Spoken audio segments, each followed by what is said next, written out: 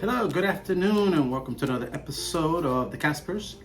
Today's topic will be what kind of cabin should I book on my next cruise? I'm going to give you some tips on what worked for me and what might work for you. But in the meantime, I want to say happy 4th of July to everybody. Happy birthday, America. To everybody across the United States, I hope you're celebrating safely with your families. All right, so back to the topic here. We're talking about what type of room you should book. Well, I've talked about in my previous podcast where if you're new to cruising, most likely you're going to be roaming the ship more. You're going to be excited. Oh, I'm going to check this out. I want to do this, do that. That's great. That's what you should do. So therefore, if you're fairly new, don't waste a lot of money on like ocean view or even balcony suites or anything like that, because you know what? You're really not going to be in the room that much.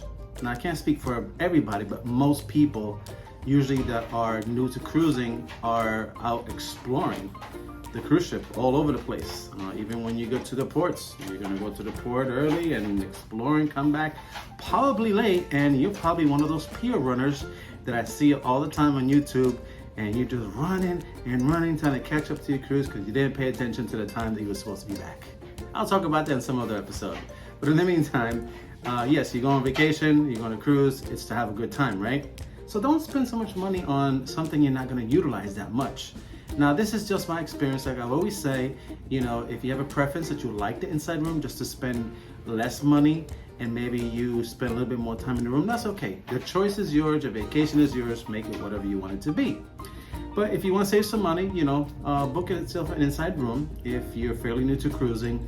That way, you're exploring the ship and having a great time, like I said. Now, as you get, a little bit more experience with cruising, then you want to maybe do ocean view, balcony. I always get balcony because there's different factors to it. I'm going to let you know what the difference is.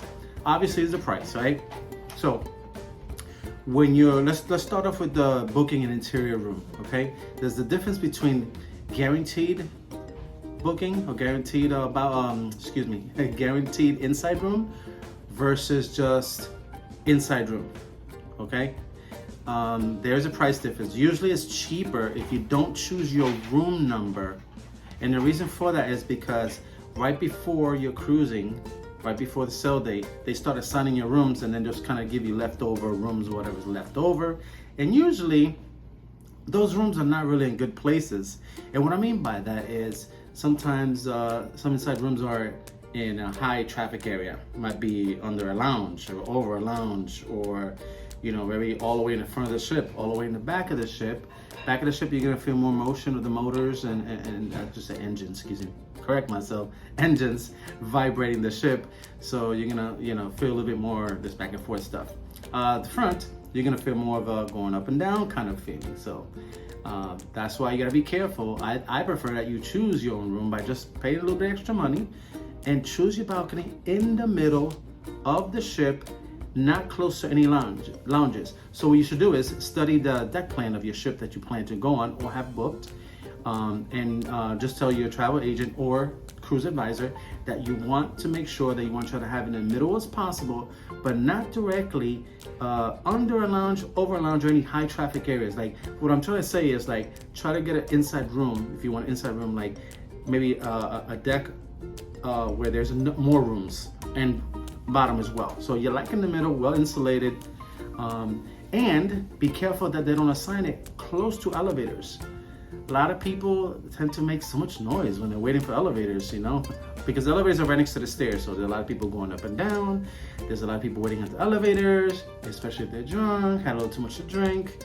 It can be a little very distracting in the middle of the night when you're trying to rest and you got these drunk people all over the ship, having fun, of course, going back to the rooms. Half the time they're lost, they don't know which way they're going, so you hear a lot of commotion going on, which is fine. Hey, you're there to have fun, right? But this is what I'm telling you, be careful when you book your room. This applies also to balcony rooms. If you're trying to get a balcony room, try to get it in the middle, okay? Because it's gonna be more stable. The ship is gonna move no matter what, guys, okay? And gals and everybody in the world, it's gonna move. You can't help it. It's a ship, middle of the ocean. So try to book it in the middle. If you do it higher, then you kind of get this motion like this. If you do it lower, you don't feel so much of this. You still feel it, but not as much. So what I'm trying to say is book it in the middle, as dead center as possible. Tell your travel agent or your cruise advisor, please assign me a room that's in the middle. It's better if you just pick the room, whether it's a balcony, whether it's an inside room, ocean view. Pick something that's in the middle. You know, it's going to be a little bit better experience. Front, shaky, up and down, back, rumbling, you know, kind of vibration. So just to, you know, keep that in mind, okay? Now, of course, obviously there's price differences and everything, depending on when you book, how far in advance. And of course, obviously there's a price difference between, like I said before, guaranteed inside room or actually picking out your room number. So spend the extra dollars, pick the room that you want. It's gonna be better for you, okay? Well, that's my advice for you today. I hope that was helpful. I will come back to you in a few days, maybe next week, come up with some more useful tips.